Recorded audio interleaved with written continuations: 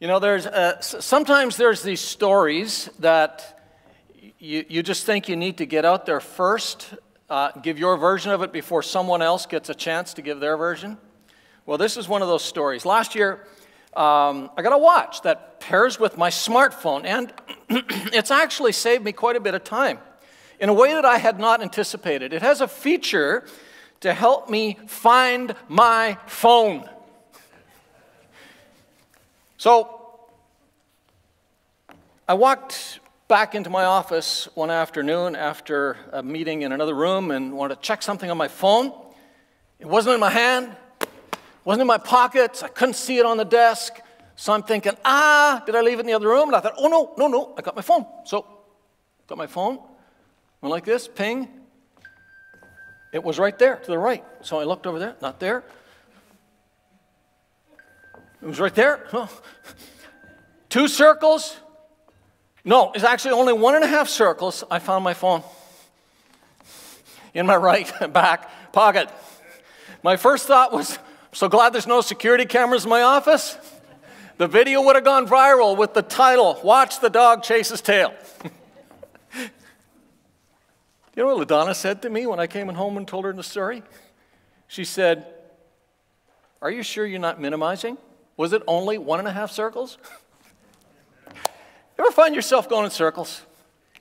It's way more of life than we care to admit, isn't it? We find all kinds of ways to justify the circle we're in, to deny, to put a positive spin on it. Hey, I haven't stalled, I'm still moving, right? Folks, a circle is not forward. Just because we're moving does not mean we're advancing. Now, I'm not saying there's not times that we need to circle back and try it again. It's called rehearsal. If you've taken music lessons, you do this. If you've played on a sports team, you do it in practice, repeat over and over again to habitualize a behavior. But going in circles is most often habitualizing behaviors that are not productive. You got to admit it. Stop. Well, let's turn to Joshua chapter 3. 40 years ago from this time, God has his people out of slavery in Egypt, taking a journey toward the land of his promise, and they come to the Jordan River, send in some spies, get scared, turn around, and spend 40 years, an entire generation, going in circles in the wilderness. That's what happens when we don't go forward God's way. And we end up in periods of desert, the place of dry and boring, which makes us do all kinds of things to make it feel stimulating.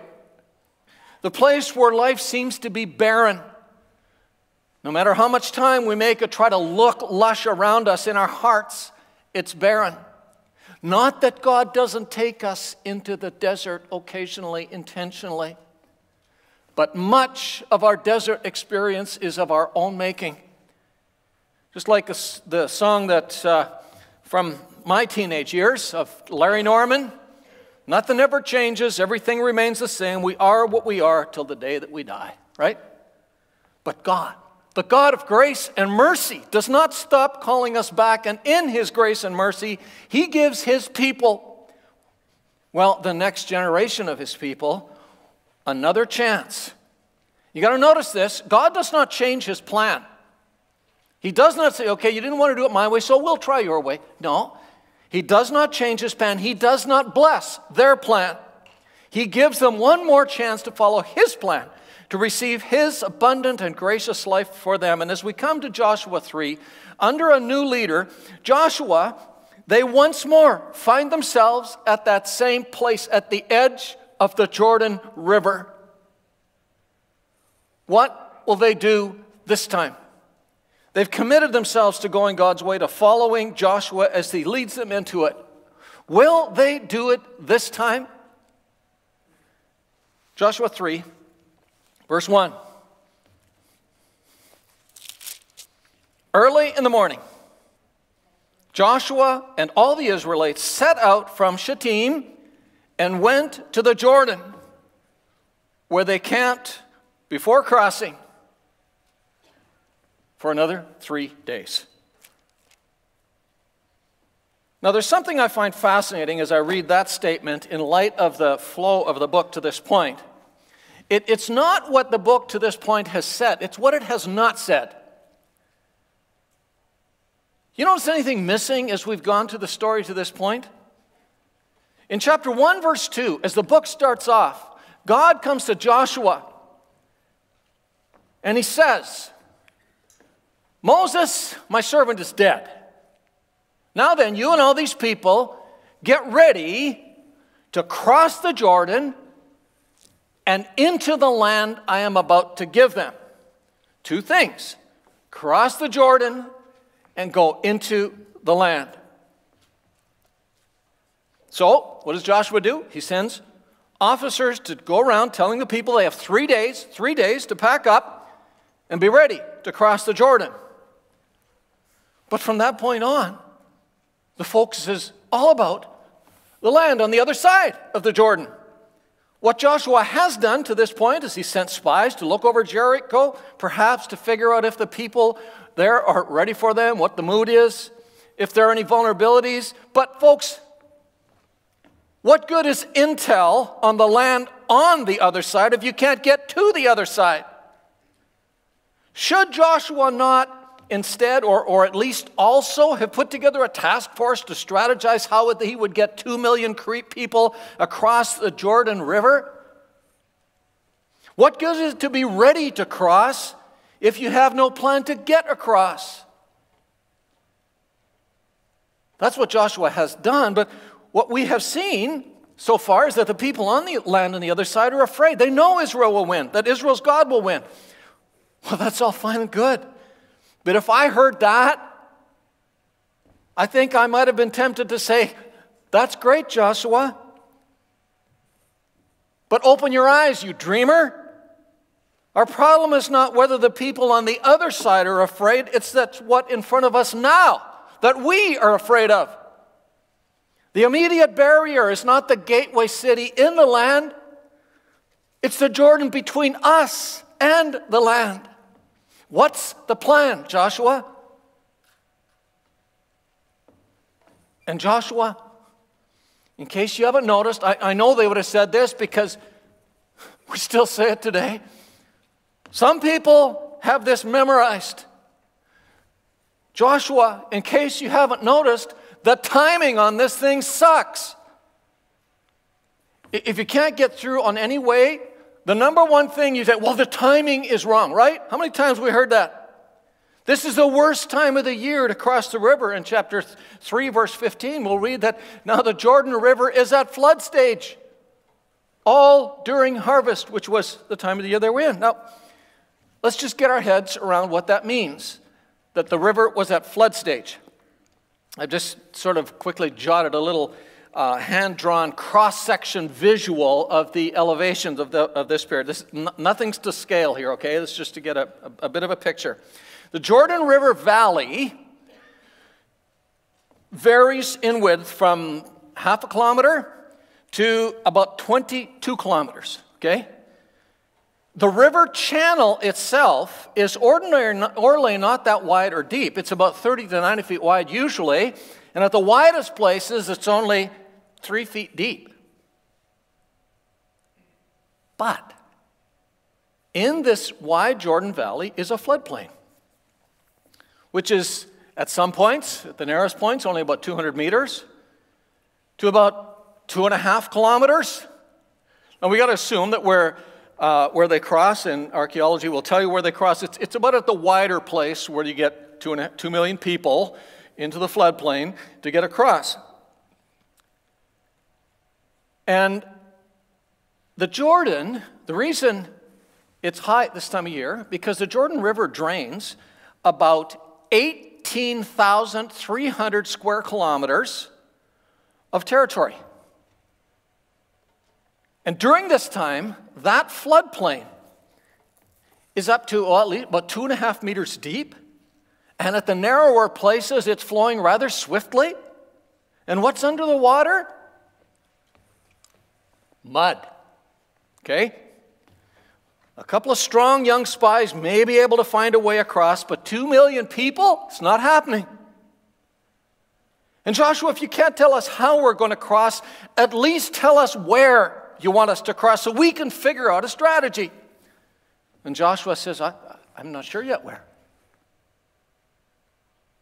Now, we don't know all of the conversations they had those days, all of what Joshua would have said, but we do know that he was not yet at this point sure. We'll read that in the text in a little bit. Joshua doesn't know where they'll cross.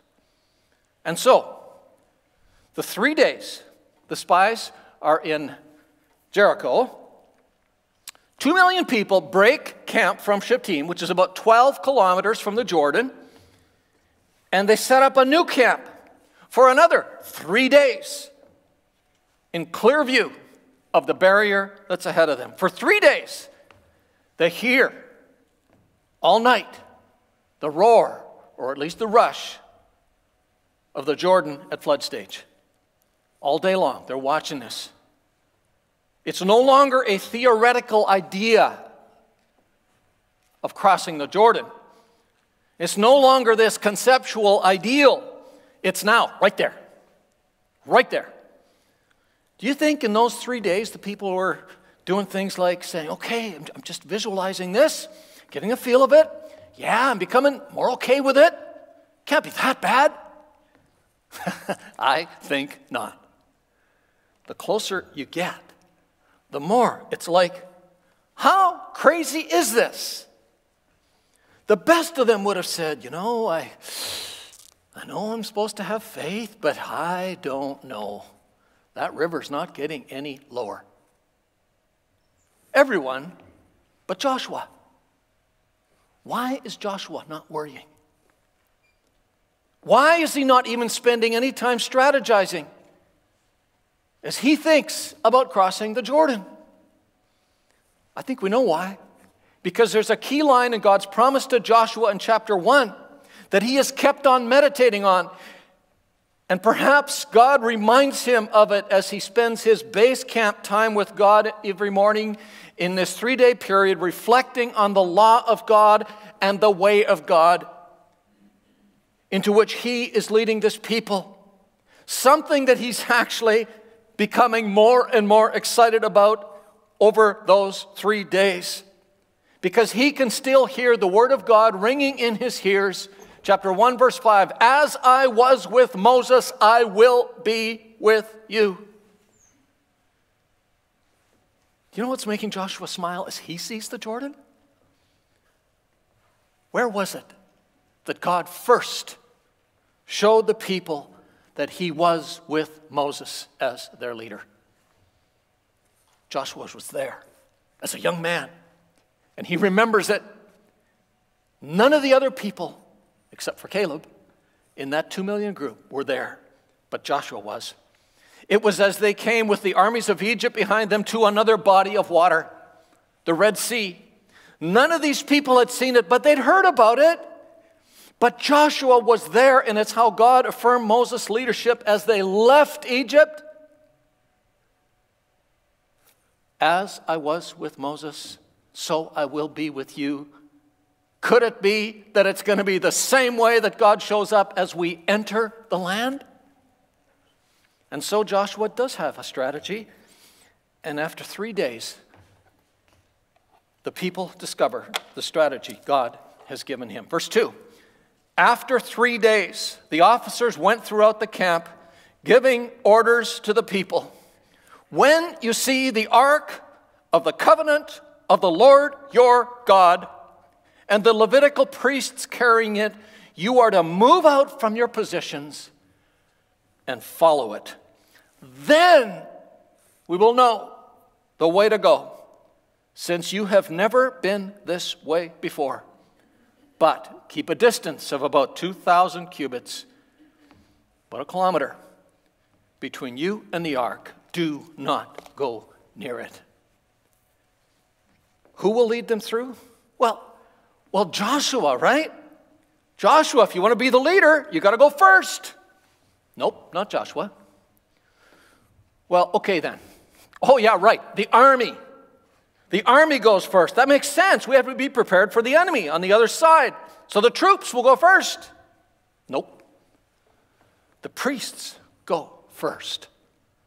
What? The priests carrying the ark of the covenant of the Lord your God. You see, the main character in this entire story, it's referred to specifically 9 times in this chapter, 17 times in these 2 chapters. It's referenced with a pronoun. The ark of the covenant of the Lord your God. The ark, a box of gold that God told them to make at Mount Sinai, where he had met them. The ark with 3 things inside of it. Number 1, the tablets of stone, on which the 10 commandments were written, which is the law of God. Number 2, a jar of manna, which God had given them every day in the desert, which represented the provision of God.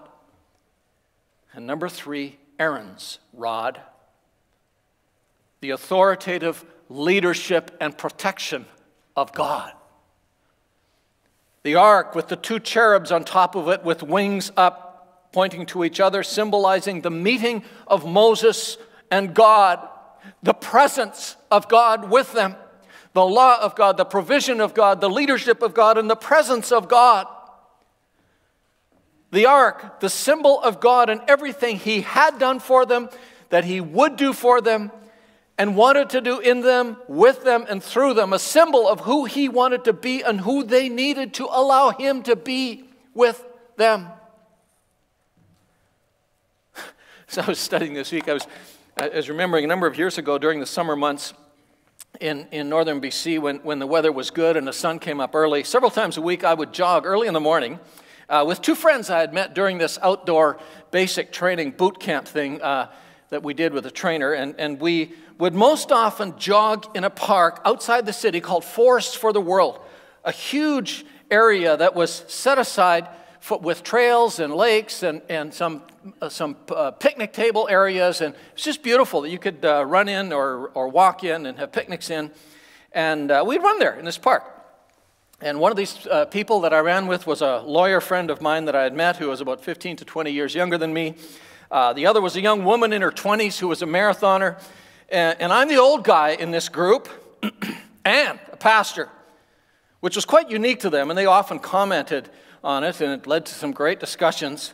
They couldn't quite figure it all out. But he was the lawyer was particularly intrigued that a lawyer and a pastor could be friends. He said, "What's with that?" One day, he made all kinds of jokes about it. And one day we're jogging along together. But as usual, I was sort of half a step behind these 2 younger people and doing my best to keep up. And we're jogging along early in the morning in September. We rounded a bit of a switchback corner, and there, boom, 30 feet. We measured it later. 30 feet in front of us is a moose, a big moose, who was as surprised to see us as we were to see him, and he immediately lowered his head, started pawing the ground, and because they were a half step ahead, they stopped a half a step before me and jumped behind me. Both of them jumped behind me. Literally looking around my shoulder, hanging on to the back of my jersey. After it was all over and we were back in the parking lot debriefing the scene, I said, "Yeah, both of you jumped behind the old man. What's with that?" "Oh, I know. You don't have to outrun the moose. You just have to outrun the old guy." And the lawyer said to me, No. We jumped behind the pastor. God wouldn't let anything happen to you." You know, I sometimes wondered afterwards whether he was serious. Do we intuitively know that if there's a God, he's got to take the lead? And in desperate situations, we just instinctively do things to maybe give a nod to God, to this idea of letting God lead. So yes, Joshua does have a strategy, and it's rather simple. It's simply let God lead. I love that line that section ends with. Since you've never been this way before. This way. My way. You've done your way. It's taken you in circles, but you've never been this way before. But I have. Follow me. You know, one of the lines that we use that should be a huge red flag in our minds. When somebody confronts us on something and might be not the direction they want us to go, what do we say? We say, I got to do this my way.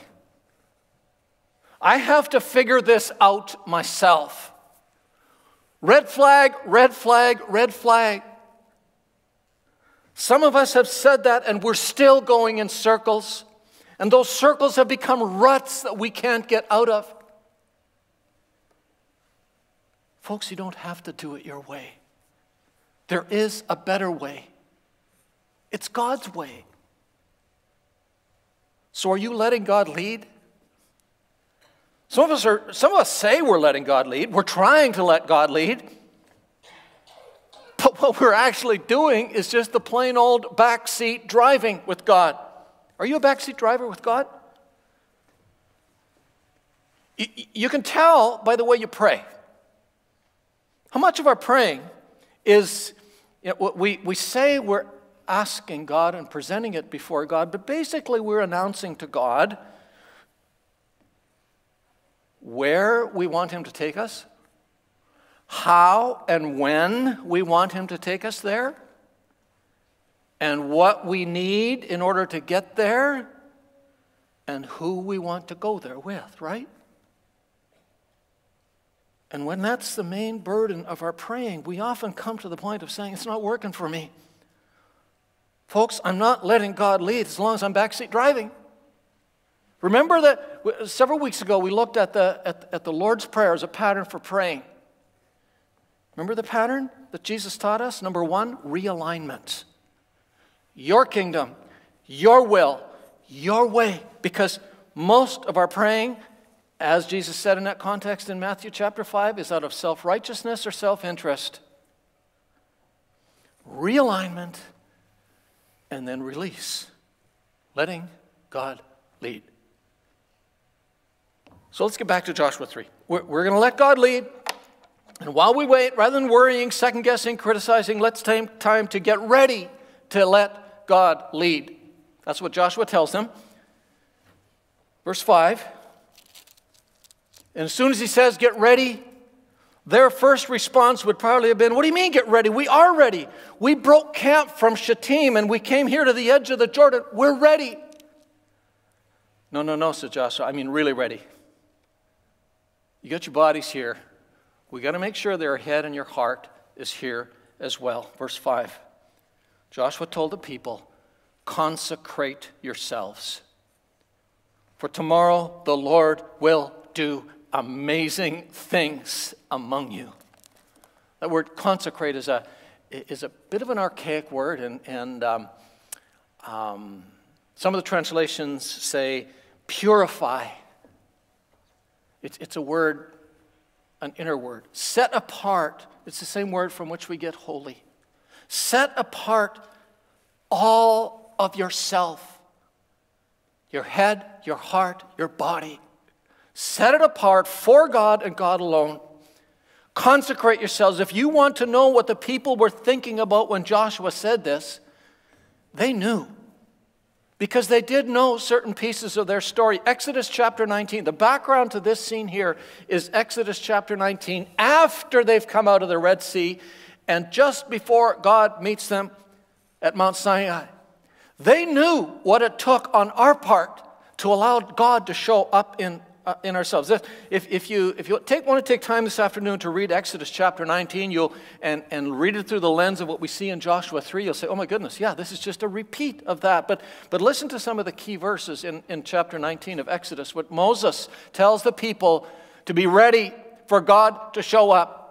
And the Lord said to Moses, go to the people and consecrate them today and tomorrow.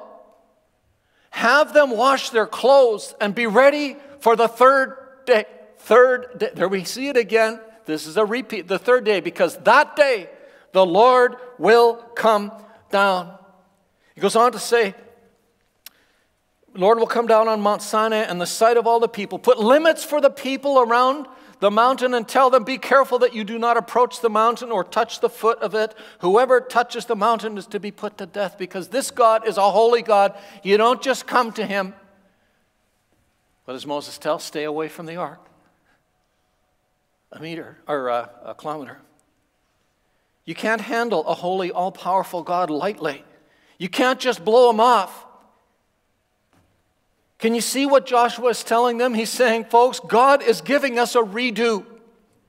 Once again, he's ready to show up powerfully. He is ready to erase your 40 years of consequences for doing it your way, but you also have to be ready.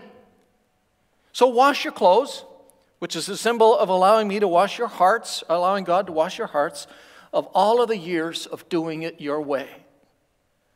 Getting ready for God to lead means dealing with those things that have kept us from allowing God to lead.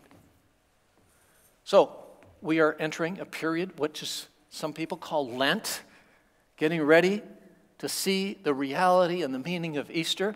If that is something you would like to practice, one of the things you can do is go to YouVersion in the Bible, the Bible app that we use, YouVersion, and they have several practices. You can do it yourself for the next several weeks. You can do it in a small group if you wish. You see, these people think they are more than ready to get out of the wilderness, but what they really need first and most is to get the wilderness out of them. Book of James says, come near to God. He will come near to you. Wash your hands, you sinners. Purify your hearts, you double-minded. It's the things in here, ways in which we have responded to God in less than full trust, in less than total obedience.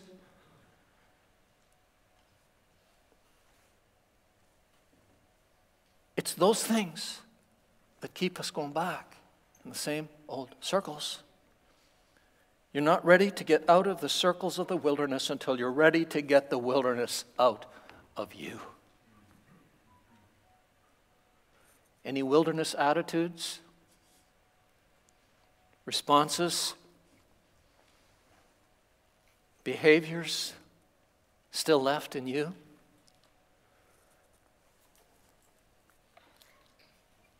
We all have them. We can't let God lead until we really and fully get past ourselves, until we recognize and confess some of the ways in which we have not let God lead, ways in which we have gone off God's path, fallen short of God's expectations. That's what sin is. The book of Hebrews chapter 12 begins by saying, therefore, since we're surrounded by this great cloud of witnesses, the people in the story who have done it right and wrong, let us throw off everything that hinders. If you're going to journey, you've got to get rid of a few things. Let us throw off everything that hinders and the sin that so easily entangles, and then let us run with perseverance the race marked out for us, fixing our eyes on the one who has led ahead of us, Jesus Christ, the author and perfecter of our faith. I love the way Erwin Lutzer talks about it in his book on Joshua when he says, this does not mean we have to be perfect before we attempt anything for God. It does mean we must bring out into the open everything God shows us about ourselves. We must give it all to Him in honest repentance and submission. Are you ready to let God lead? What is it that's still hanging on to you that's keeping you from following God's lead? I don't have to tell you. It's coming to your mind right now. And you're saying, well, that's nothing. It's not a big deal. It's in the past. No, it's not, because it's still right there. Taking up room in your mind. So for 3 days, get ready, wash your clothes, which, well, we won't spend too much time trying to figure that out because they probably only had one set of clothes, 2 million people. Not going there. This exercise probably included a bath while they had their clothes off. I figured out why Moses took them 2 days to do it. 1 day for the men, 1 day for the women. Verse 6, Joshua 3. Joshua said to the priests, I love this scene. Verse 6 of Joshua 3. Joshua said to the priests, take up the Ark of the Covenant, pass on to the head of people. They took it up, went ahead of them, and the Lord said to Joshua, Joshua, today I will begin to exalt you in the eyes of all Israel, so they may know that I am with you as I was with Moses. Tell the priests who carry the Ark of the Covenant, when you reach the edge of the Jordan's rivers, go in and stand in the river. God says to Joshua, today you will be exalted in the people's eyes. Your leadership will be powerfully affirmed. What does Joshua do? Does Joshua say, folks, today's the day that God's going to commission me to show you that I am to be your leader? Is that what Joshua does? If that's what Joshua said to the people, he would have been accurate. But he would not have been right. Do you get the difference? What he would have said would have been true, but it would not have been right. It would have been the mark of an insecure man, a proud man, drawing attention to himself, building his own ego. He would have been holding over the people what God had said to him. Today we call that spiritual abuse. I love this because God says to Joshua, today I will exalt you. And Joshua says to the people, today you are going to see the living God show up among you. The God, verse 9, Joshua said to the Israelites, come here and listen to the words of the Lord your God. This is how you will know that the living God is among you and that he will certainly drive out before the Canaanites, the Hittites, the Hivites, the Perizzites, the Girgashites, the Amorites, the Jebusites. See, the ark of the covenant of God, of the Lord, the ark of the covenant of the Lord of all the earth will go into the Jordan River ahead of you. I love that. He didn't say, this is what God told me. He said, this is what you're going to see. And it's not me, it's God. For three days now, you've been seeing your problem, the bigness of your problem. Today, you'll see something amazing. But let me tell you what you're really supposed to see. Today, you will see the living God among you, and what is supposed to make you realize is to remember that this God will drive out of the land the people before you. You see, I only see my problem as the big thing when I see myself as the central thing. Let the living God, the Lord of all the earth, lead you. Verse 12 says, now then, choose 12 men from the tribes of Israel, one from each tribe. What's that for? We're going to see that later. He just tells them to choose them now. Verse 13, and as soon as the priests who carry the ark of the Lord of all the earth, set foot in the Jordan, its waters flowing downstream will be cut off and stand up in a heap. So when the people broke camp to cross the Jordan, the priests carrying the ark of the covenant went ahead of them. Now the Jordan is at flood stage, all during harvest. Yet as soon as the priests who carry the ark reached the Jordan and their feet touched the water's edge, the water from upstream stopped flowing. It piled up in a heap a great distance away in a town called Adam in the vicinity of Zarethan, while the water was flowing down to the Sea of Arabah, that is, the Dead Sea, was completely cut off. So the people crossed over opposite Jericho. The priests who carried the ark of the covenant of the Lord stopped in the middle of the Jordan. They stood on dry ground to symbolize that God is still stopping that river. Don't worry about it. And the people passed by until the whole nation had completely crossed on dry ground. What does Joshua say the waters are going to do? They're going to stand up in a heap. Twice it says it. Exactly what they had been told the waters did when they crossed the Red Sea. Folks, the only way to understand this is that it actually happened. To get around the miracle aspect of this, it's been pointed out that in the year 1267, a landslide dammed the Jordan River for several hours. And something similar happened in 1927. You see, the Jordan River is in what's called a rift valley, where two of the Earth's major tectonic plates meet in a fault line, which makes it an earthquake zone, right? So these things happen. No miracle. Well, who knows? Maybe that's what God allowed to happen. But that doesn't mean it's not a miracle, because it happened right then, number one. It happened long enough to get 2 million people to cross, which is not just a couple hours. The water would have found its way. And number 3, what's under the water? Mud. And it says they walked across on dry ground. This is a miracle. How do I stop going in circles? Well, let me just summarize what we've seen in this chapter. Number 1, I consecrate myself, setting apart myself for Him, confessing ways of which I have not followed God fully. Number 2, focus my eyes on Him and Him alone. Not people, what other people have or what I don't have, or what other people have done to me or haven't done for me. Not my problems, not what God hasn't done. As Proverbs chapter 4 says, don't look to the right or to the left. Focus my eyes on God alone and what He has done. And then take a step. Take a step. It's not going to be gone until you take the step and you see what God's going to do. But there's an important piece to this story regarding how to keep ourselves from going in circles. And it's what we are to do all the time as we try to let God lead. It's in chapter 4.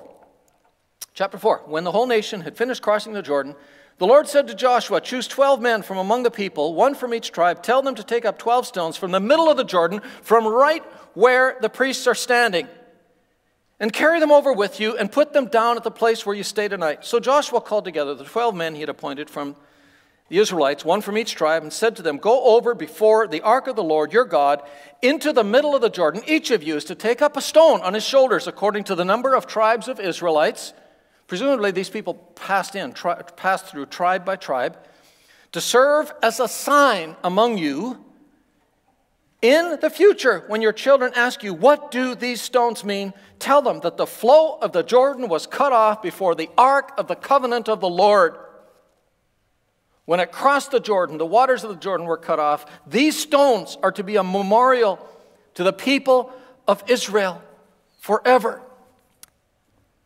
Okay, if we're trying to follow the story here step by step, we're going to be a little bit frustrated because, as we've seen already, if you've been following along closely into the story, there's several of these little, if you're watching a movie today, often there's a flashback, right? And in my linear brain, I have to say to my wife, is this a flashback right now? There's a bit of that in this story, fleshing out something that's been hinted at earlier. It almost seems like there are 2 sets of stones here as we go on in this story, one in the middle of the river and one on the other side of the river. I think it's best to see these as flashbacks and either look at it in one of 2 ways. Number 1, these 12 men that were selected earlier were to take 12 stones, possibly from the other side of the Jordan that they had come from, place them beside the priests in the ark. As the people walked past, they saw the ark and these rocks in the river. And now before the waters start flowing again, Joshua sends them back to pick those rocks up and bring them out to the other side. Or perhaps these are the stones in the river by the priests that maybe there were stones. On the bottom of a riverbed, there's lots of stones. Maybe that's where these stones were. And as these people, these men led their tribe through, the people saw them picking up one of these stones from beside the ark and walk them across the river and put them on the other side. So the point is that there are not 2 piles of stones, probably, just 1. So let's move on. Verse 7. These stones are to be a memorial to the people of Israel forever. So the Israelites did as Joshua commanded them. They took 12 stones from the middle of the Jordan, according to the number of the tribes of the Israelites, as the Lord had told Joshua, and they carried them over with them to their camp, where they put them down. Joshua set up the 12 stones that had been in the middle of the Jordan at the spot where the priests who carried the Ark of the Covenant had stood, and they are there to this day. Now the priests who carried the Ark remained standing in the middle of the Jordan until everything the Lord had commanded Joshua was done by the people, just as Moses had directed Joshua. The people hurried over, and as soon as all of them had crossed, the ark of the Lord and the priests came out to the other side while the people watched. The men of Reuben, Gad, the half-tribe of Manasseh crossed over, ready for battle in front of the Israelites, as Moses had directed them. About 40,000 armed for battle crossed over before the Lord to the plains of Jericho for the war. That day, The Lord exalted Joshua in the sight of all Israel, and they stood in awe of him all the days of his life, just as they had stood in awe of Moses. Then the Lord said to Joshua, command the priests carrying the ark of the covenant law to come out of the Jordan. So God commanded the priests, come out of the Jordan. The priests came out of the Jordan, carrying the ark of the covenant to the Lord. No sooner had they set their feet on the dry ground than the waters of the Jordan returned to their place and ran at flood stage as before. On the 10th day of the first month, the people went up from the Jordan, camped at Gilgal on the eastern border of Jericho. And Joshua set up at Gilgal the 12 stones they had taken out of the Jordan. He said to the Israelites, in the future, when your descendants ask their parents, what do these stones mean? Tell them, Israel crossed the Jordan on dry ground, for the Lord your God dried up the Jordan before until you had crossed over. You can read the rest of the chapter yourself. We're going to camp on one key verse. Verse 7, where it says, these stones are to be a memorial to his people, or to the people of Israel, forever. I don't know about you, but almost every time I've heard this chapter talked about, the only thing I can remember from it is the person says something like this, you know, when God does something for us, we should journal it.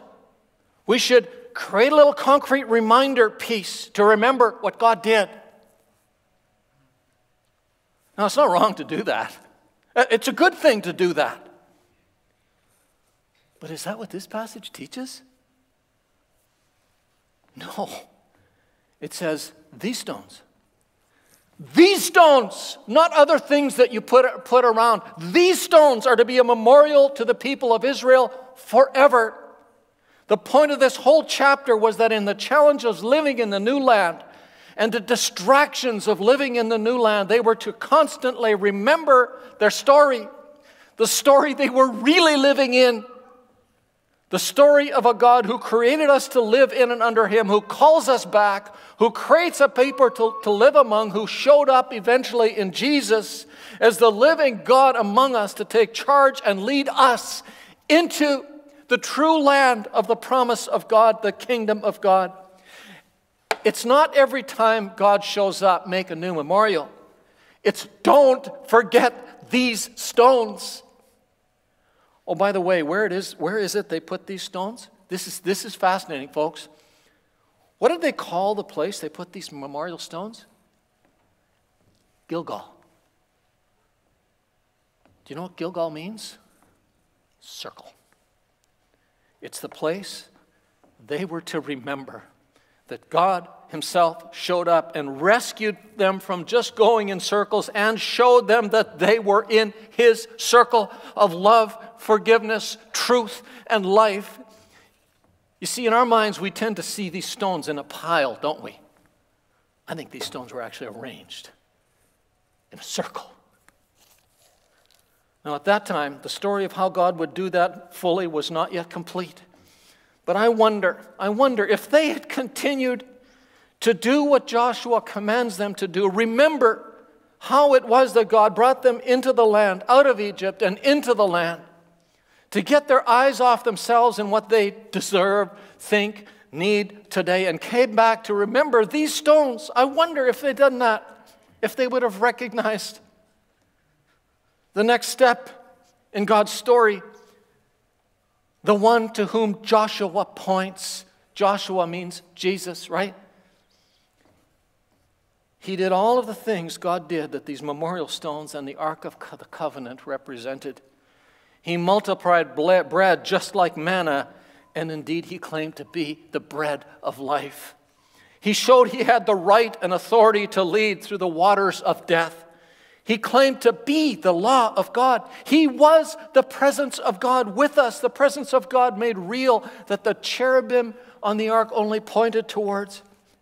And he died to purify us from all sins and rose to usher all those who were in him into the promised land of life in and with God. These stones are to be a memorial to the people of Israel forever.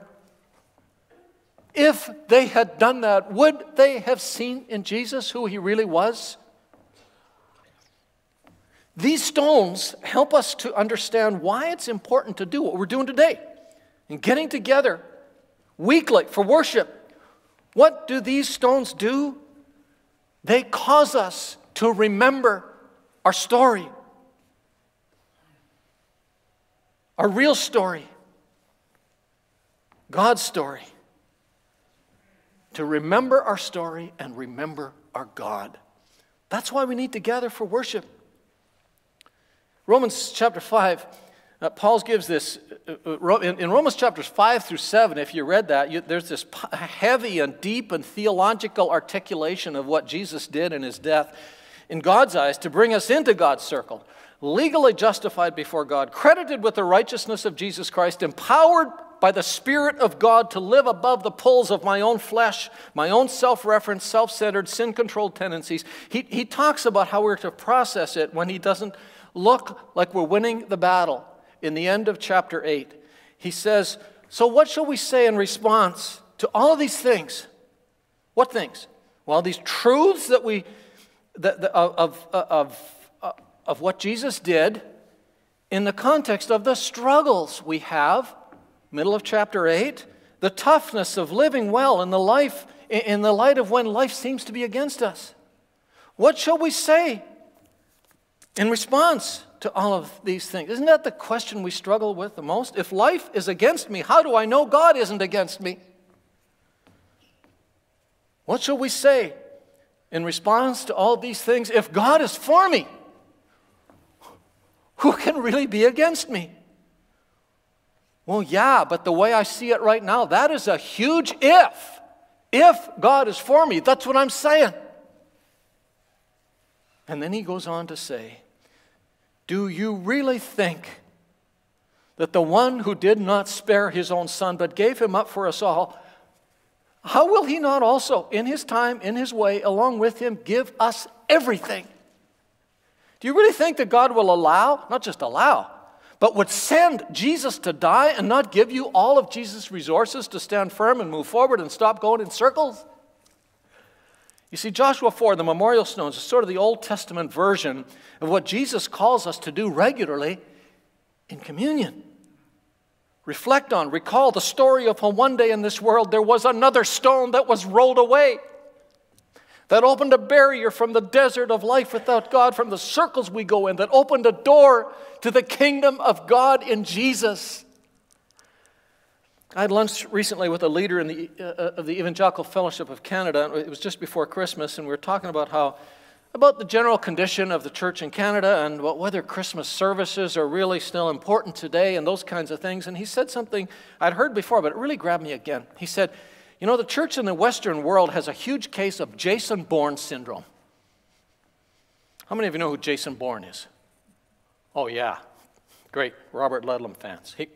One of my favorite novel characters. Movies, as usual, weren't nearly as good. Matt Damon is just not the Jason Bourne I saw when I read the novels. Anyway, Jason Bourne's a CIA assassin who's been recruited into a secret black ops program and surgically given a new identity. And then he's shot, and he loses all of his memory. And he becomes a man driven to find himself. And what's happened? That's us. We were born with a lost memory of who God created us to be in the beginning, but as we recognize what God did in Jesus, transferred us into the kingdom of his Son, that is who we are. Everything in the world around us, the dark powers of the immaterial world around us, as we saw last week, is blaring at us, begging to us to lose our memory and understand the significance of who the living God declares we are in Jesus. And the land, not an earthly land, but a forever kingdom that we live in already in Jesus. It's why it's often said that the greatest enemy of faith is forgetfulness. Isn't it? And when we forget, we let little things like grudges and hurts and worries and fears and disappointments and defeats, I love the way Nicky Gumbel puts it, we let them live rent-free in our heads. You see, we have three big aims when we get together on a Sunday morning. Number one, point us to the big story. That's what we have in here. That's why we spend time in God's Word. Number two, know how we're called and empowered to live in the big story. And number three, realize one thing we can do this week. My promises to you is this: we will do our absolute best to do those three things on a Sunday. And my belief for you is this: if you come looking for those three things, you'll not be disappointed. You'll stop feeling like you're just going in circles and grinding down to a halt. It's way bigger than principles to live by and pump me up, soup for the soul stories to make me feel good. It's leaving each week being able to sing, "This is my story. This is my song," praising my Savior all the day long. And when we remember God's story, what we'll do is we'll realize, I spend way too much time trying to discover God's plan for my life and need to remember God's plan for me and just live in light of it. LaDonna and I have the alarms on our phones set to songs. So when we wake up in the morning to our alarm, we hear a song. 2 different songs. It's kind of irrelevant what my song is because I've usually turned it off and I'm halfway to the shower before the introduction's over. That's just the way I am. But that's not how she gets up. She lays there on the pillow, waking up slowly to a beautiful song by Audrey Assad, a song that reminds her every morning of the story she's really living in and what that means for that day. My life flows on in endless song above earth's lamentation. I hear the sweet though far off hymn that hails a new creation. Through all the tumult and the strife, I hear that music ringing. It finds an echo in my soul. How can I keep from singing? What though my joys and comforts die? I know my Savior liveth. What though the darkness gather round? Songs in the night he giveth. No storm can shake my inmost calm. While to that refuge clinging, since Christ is Lord of heaven and earth, how can I keep from singing? I lift my eyes, the cloud grows thin. I see the blue above it, and day by day this pathway smooth. Since first I learned to love it, the peace of Christ makes fresh my heart, a fountain ever springing. For all things are mine since I am his. How can I keep from singing? No storm can shake my inmost calm, while to that refuge clinging, since Christ is Lord of heaven and earth. How can I keep from singing? Love that. And as LaDonna and I have sought to live in the story, there's one thing we've learned that's become a key indicator, a sort of a barometer for us as to how well we're living in the story right now. It's changing one word, just one word, in the thought lines of our minds. One simple word. We were reminded of that one change that changes everything as we read this book called recently called The Power of Habits. There's a power of change in our thinking when we change one word. In the busyness, the mundaneness, the frustrations of life, looking at everything we have to do today, what if we changed from, today I have to do this, to today I get to do this. For Jesus, with Jesus. What if we just change that one word? Because I live in the story of Jesus as a brother of Jesus, empowered by the Spirit of Jesus, I get to serve others today in His name. When I think I have to, what I dwell on is the difficulty of the people I serve, the demands that people make of me, the dirt I'm always left with, the duties that are so boring, mundane, and impossible. When I think I get to, because I have the Spirit of Jesus in me and I have the privilege of bringing just a little bit of life and hope and love and healing and help in Jesus' name, how can I keep from singing?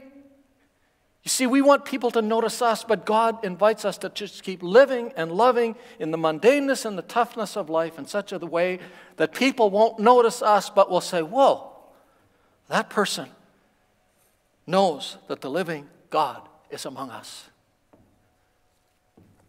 Are you working with the God who's at work with, in, and for you?